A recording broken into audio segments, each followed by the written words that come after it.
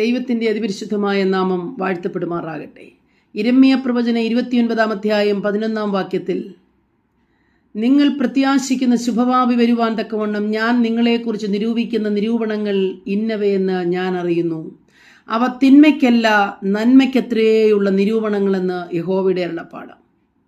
രാവിലെ സമയം ദൈവത്തിൻ്റെ ആത്മാവ് നമ്മോട് പറയുവാൻ ആഗ്രഹിക്കുന്നത്, ചില കാലഘട്ടങ്ങളായി ചിലതിനു വേണ്ടി കാത്തിരുന്നിട്ട്, ഒരു വിടുതലിനു വേണ്ടി, ഒരു നന്മയ്ക്ക് വേണ്ടി കാത്തിരുന്നിട്ട്, ഇന്നുവരെയും ആ അനുഗ്രഹം, ആ നന്മ, കാത്തിരുന്ന വിഷയത്തിനൊരു വിടുതൽ പ്രാപിപ്പാൻ കഴിയാതെ മനോദുഃഖത്തോടെ ഇരിക്കുന്നവരോട് ദൈവാത്മാവ് പറയുന്നു, ഞാൻ നിങ്ങളെക്കുറിച്ച് വിചാരിക്കുന്ന ഒരു വിചാരം തിന്മയ്ക്കല്ല നന്മയ്ക്കത്രയാകുന്നു.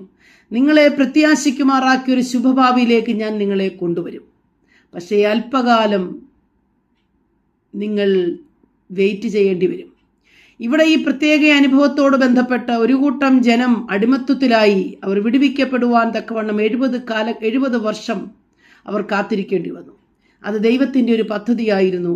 അവർ വെയിറ്റ് ചെയ്തു. 70 വർഷം കഴിഞ്ഞു. ദൈവിക ടൈമായപ്പോൾ അവരെ വിജയകരമായി പുറത്തു കൊണ്ടുവന്നു.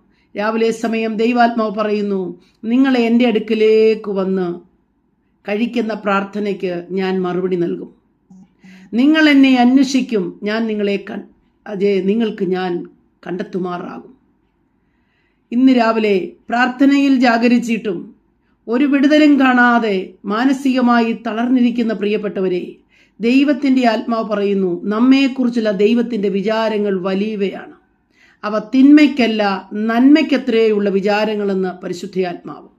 രാവിലെ സമയം കർത്താവിനെ അന്വേഷിക്കുകയും പൂർണ്ണ ഹൃദയത്തോടെ ദൈവസന്നിധിയിൽ കടന്നുചെന്ന് പ്രാർത്ഥിക്കുകയും ചെയ്യുന്നെങ്കിൽ നിശ്ചയമായും ഒരു ദൈവപ്രവൃത്തി നമ്മുടെ പ്രാർത്ഥന കേട്ട് ദൈവം അരുളി ചെയ്യും. നമ്മുടെ പ്രാർത്ഥനയ്ക്ക് നിശ്ചയമായും മറുപടിയുണ്ട്. നമ്മെ തോൽപ്പിക്കും, തകർത്തു കളയുമെന്ന് പറയുന്ന ശത്രുവിൻ്റെ മുമ്പാകെ ദൈവത്തിന് നമ്മെ ഉയർത്തുവാൻ പദ്ധതിയുണ്ട്.